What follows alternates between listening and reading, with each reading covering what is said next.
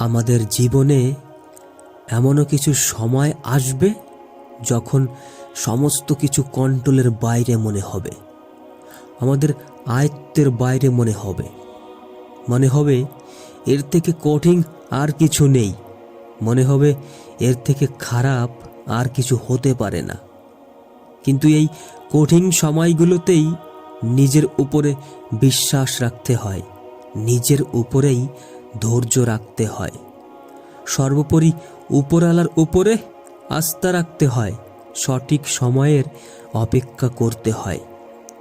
সময় ফুরোনোর আগে চেষ্টাটা চালিয়ে যেতে হবে। আর জীবনের নেগেটিভ সময়গুলোতে তোমার পজিটিভ চিন্তাভাবনা আনতে হবে। আর এই পজিটিভ চিন্তাভাবনাই তোমাকে অনেক বেশি সাহস যোগাতে সাহায্য করবে। তোমার সাথে খারাপ কিছু ঘটবে, হ্যাঁ, এটাই স্বাভাবিক, কিন্তু তখন ঠান্ডা মস্তিষ্কে তোমাকে থাকতে হবে। আচ্ছা, ঠান্ডা মস্তিষ্কে একবার চিন্তা করে দেখো তো, যে এর থেকেও তো আরো অনেক বেশি খারাপ কিছু ঘটতে পারত। মনে রেখো, কিছু জিনিস জীবনে হারিয়ে যাওয়ার পরে অর্জন করা যায়, আর কিছু জিনিস না পাওয়ার অর্থই সেটা তোমার জন্য উপযুক্ত নয়। তাই সবসময় সকল বিষয় নিয়ে টেনশন করাটাও উচিত নয়।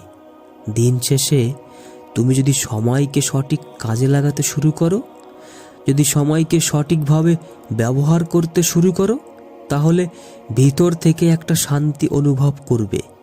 আর মনে রেখো, মোবাইল হোক অথবা সোশ্যাল মিডিয়া, এগুলো তোমার জীবন পরিবর্তন করার মতন ক্ষমতা রাখে, আবার এগুলো তোমার জীবন পরিবর্তন না করে জীবনকে ধ্বংস করার ক্ষমতাও রাখে। আর এটা নির্ভর করছে তোমার দেখার দৃষ্টিভঙ্গির উপর, তোমার ব্যবহারের উপর। মনে রেখো, প্রবল ইচ্ছাশক্তি, খিদে, জেদ, নিরন্তর প্রচেষ্টা এবং নিজের প্রতি আত্মবিশ্বাস একজন মানুষের জীবনকে সম্পূর্ণরূপে পাল্টে দিতে পারে। জীবনে উন্নতি সাধন করতে আমাদের ধৈর্য অনেক বেশি সাহায্য করে। কোনো কিছু করার জন্য তোমার মধ্যে যথেষ্ট খিদে থাকাটাই প্রয়োজন।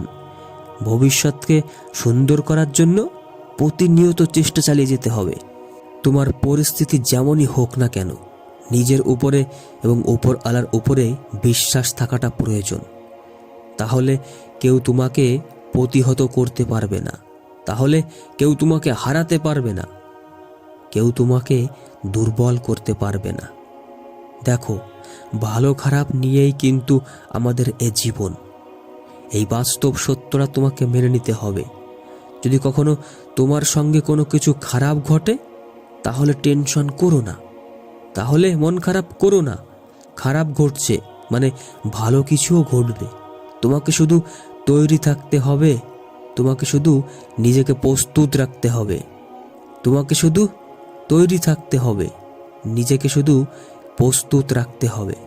তোমার প্রত্যেকটা দিন তোমার জন্য নতুন একটা সুযোগ নিয়ে আসছে। হ্যাঁ, এটাই বাস্তব। ভালো থেকো।